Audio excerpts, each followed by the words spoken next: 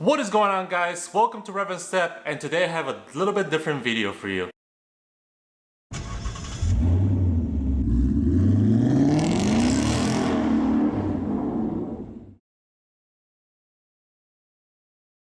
Today I want to try a different video because I'm testing a new gear. It was my birthday this week, so I went out and I did something nice for you guys and something nice for myself. I wanted to get a new camera and also get a better setup with a proper microphone, so that way you guys can hear me better and the videos are going to be a lot better and a lot more crispier.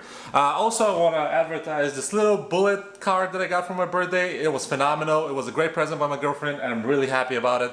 In addition, I want to say that the GoPro videos are going to be no more, and what I mean by that is I will still use this camera for video installations, point of view shoots and anything like that, but this is going to be my main camera, and it's a Canon SL3, which I'm very excited of using it. This is more of like the getting serious type of camera. I was trying to find something in my budget, and this was just about there. It's a little bit more than I wanted to spend. However, it's going to provide better quality videos for you guys, and hopefully you guys would appreciate that. Again, I don't know, I'm doing this for the channel with the hope it's going to provide better quality videos and better sound.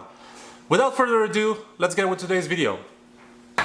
In today's video, I wanted to talk about the Ford Mustang Mach-E. Pet peeve, a lot of people are talking about how they should not use the Ford Mustang name, which to some degree I do agree with all the fans out there, with all the boomers out there.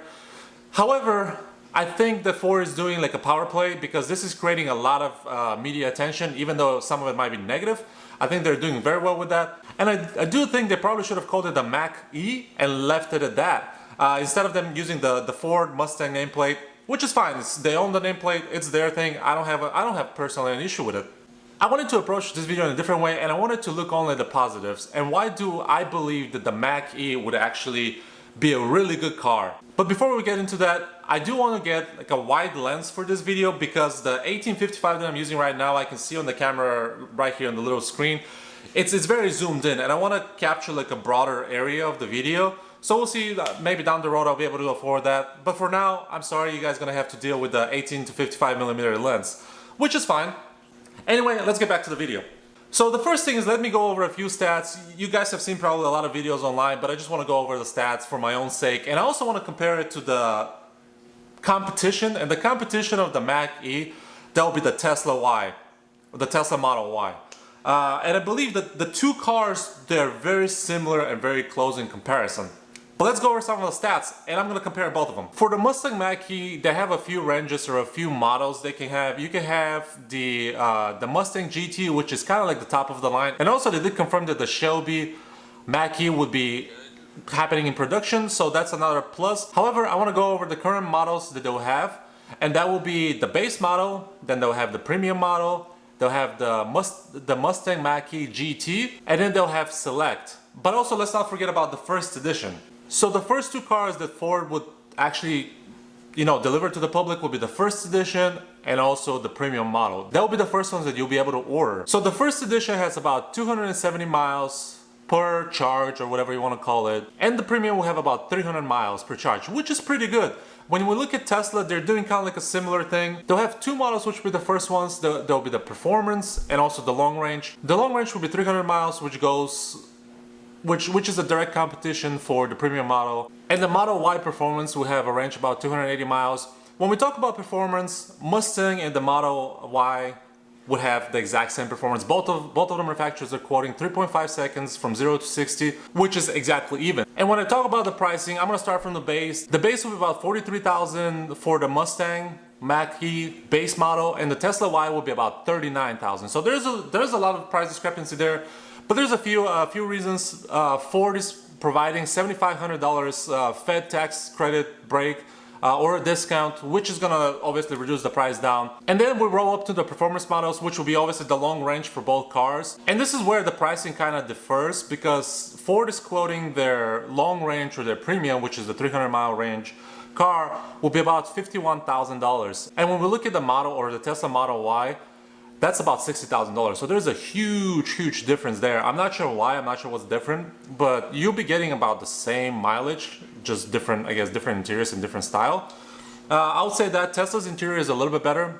than the Mach-E because of the bigger screen. However, Ford's Mach-E interior has the little screen up front where you actually would not need, when you're driving, you would not need to take your eyes and like look to your right to see what's going on the screen. You can just like look down and see all the details you want, which is, I think it's a great touch. They made a pun in the presentation. They made a little pun about it. And I don't think a lot of people know. I would say that I do my research when it comes to Ford. I'm invested in that stock. I have not bought Tesla, but I do like the Ford stock a lot. It's cheaper, obviously, but there's a lot of room for it to grow. And what they're doing is they're redesigning the whole Ford line, which is awesome, and they're revamping the company. And in the long run, I don't think Tesla will be able to compete with Ford once they fully focus and go electric vehicles completely, because Tesla does not have the capabilities that Ford does when it comes to manufacturing. I don't know about quality. Ford has had some issues recently. However, that's probably going to change with time. But a lot of people are going to argue that Tesla has better systems or better software, which is that's not the case anymore. Ford have been invested in Argo, which is their kind of like autonomous hands-free driving for a long time, and they have that. They're going to bring that to the market with the Sync 4, with this Mach-E car. They're going to bring that in there, and they're going to start testing and starting only improving that. So Tesla has a lot to catch up. They haven't had any competition. Competition is always good for the customers and the market. And Tesla has not had much competition, so they've kind of done whatever they wanted to do. And you guys can see with the Tesla truck, that to me was not a good presentation. I thought Ford's presentation of the Mach-E was terrible as well, because it looked like a bunch of hobos presenting. With Tesla, it was even worse. They failed what they were saying. They have bulletproof glass. They failed at that. Obviously, you guys can tell their stock tumbled by 5% the following day. So I don't know. I watched his Just a Six video as well, and that was kind of like a funny video to see, because he's all about the Tesla truck, which you know, it's a great video that he made, but I'm not in agreement with that because of what the presentation was and how if you look at the fundamentals of both companies, they're a little bit different. Ford is more customer oriented, and Elon Musk or Tesla does kind of like whatever they want to. So we'll see where this goes. Maybe I'm wrong. Who knows? But anyway, this was a little bit of a longer topic. The video is getting kind of long, so I want to go back to the meat of the subject, and I want to say why is the Ford Mustang Mach-E probably one of the better cars that we're going to see in 2021. So the first thing is pricing. Pricing is not too bad actually when you think about it. The top model, the performance model, the Mach-E GT, that's around $65,000, which is kind of steep, but once you factor in the credit that you get, the $7,500 credit, and that is, I believe, that is until the end of this year. Sorry, like, please comment below if I'm wrong with that, but it might be in the first year or to the end of this year they're giving this discount, and then they're giving a little bit of a discount afterwards. But the $7,500 credit is, I guess you have to act on it now. But performance-wise, the car will be phenomenal. We're talking about 3.5 seconds 0 to 60. That's faster than my Bullet, faster than a lot of stock cars that are out there, faster than some you know, supercars. It's actually faster than Porsche's 911 GT Spyder, which is phenomenal for an electric car to be that fast. And actually it's a crossover, so you know it's going to be a lot heavier than an actual Porsche sports car. If we can afford the top of the line GT, we can get into the base model, which is also good. It's a decent, it's over 200 miles range, which is awesome. And it starts about $43,000, which is not too bad if you think about it, getting the credit. You're talking about a $30,000 electric car that's going to be brand new, it's going to last you for a long time, it's going to be decently quick. Another good thing is kind of like going back to Ford as a company and how they're restructuring things. With that restructuring and with this car, Ford is going to meet California's zero emission mandate, which is, it's a pain in the butt. A lot of people living in California have to struggle with that, and California's their emission laws. That's a different topic. However, they're going to meet that, and you can see already, I don't know if you guys have seen in the news, but California said that they're not going to buy vehicles from GM or any other manufacturers, but Ford was not included in the list, which is awesome for them. They're going to sell a lot more cars. I believe the first year estimate is about 500,000 cars, which is, that's insane. You can imagine the money they're going to make. If they only just sell the base model, we're talking billions of dollars. So that's going to be good for Ford. I think that's going to be a very, very positive for Ford. And also the Mach-E. Another thing that I like is the charging stations. So Ford is working with other companies to provide more charging stations to their customers, which would be phenomenal. The more charging stations you get, the more times you can stop and you know, get your car charged. And they're quoting from 10 to 80% charge within about 30 minutes fast charging, which is phenomenal. I mean, you know, it's still longer than just filling up your car with fuel, but 30 minutes is not that bad. And a lot of employers now have charging stations at work, so you can just like park, plug in your car and stuff like that. I personally don't like electric vehicles. I like the sound of the gasoline vehicles.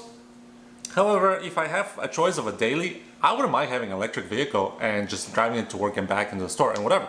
I also like where Ford is going with their vehicles and what they're doing with their systems. They're inputting the Sync 4 in the car. They're testing for it right now. I know their presentation wasn't very clear.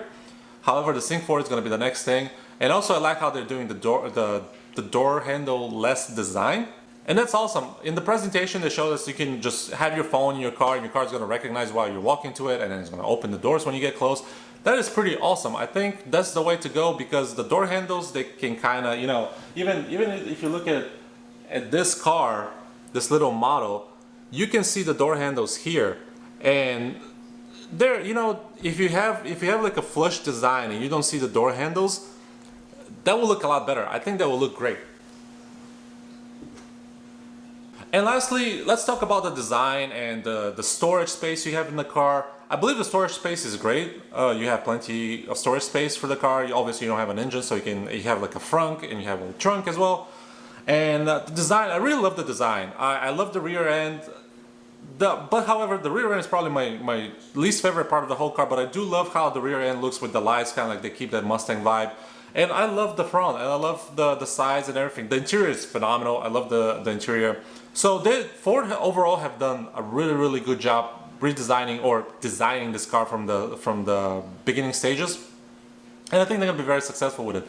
Again, that's my opinion. I have not put an order for that car because I can't afford it. I would love to have it as a daily. That's not gonna happen. Let me know what you guys think about the Mach-E. I want to call it the Mach-E because, again, I'm kind of like in agreement with all the boomers that just the Ford Mustang doesn't fit. They should just came up with like the Ford Mach-E, left the Mustang out of it. However, it's their choice, it's their nameplate. They can do whatever they want to do.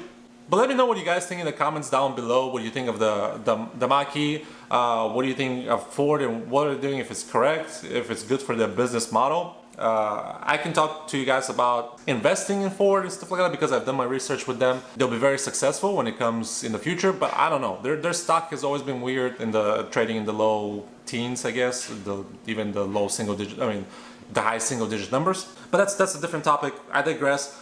So let me also know what you guys think of the new setup, if you like the camera, if you like the quality, if you like the sound. Hopefully it's all coming through. This is my first time recording with this, so there might be some tests with it, there might be some screw-ups with it, I have no idea. But let me guys know with the setup, if you guys like it, if you enjoy it better than the quality of the GoPro. I really appreciate any input. Any input is gonna make the channel better, it's gonna make the videos better for you guys as well. I hope you guys enjoyed this video, and I'll catch you guys later.